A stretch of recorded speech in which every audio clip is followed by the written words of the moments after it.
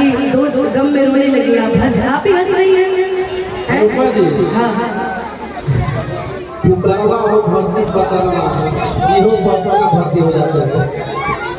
इहो बहुत मारे हैं। बिल्कुल, हमको लग रहा है कि आप प्रेम में मारे हुए हैं एकदम आप प्रेम में इतने पिटा मारे गए हैं कि पूछिए मत। अब एकदम हमको समझ में नहीं आ रहा है। तो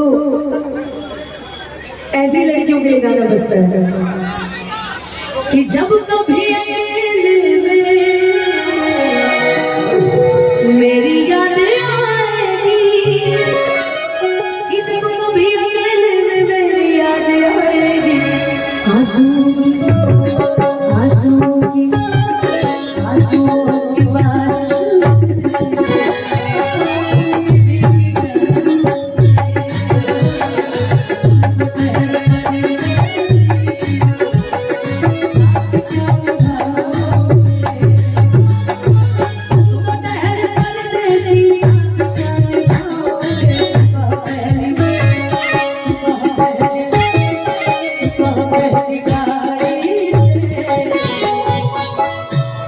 हर को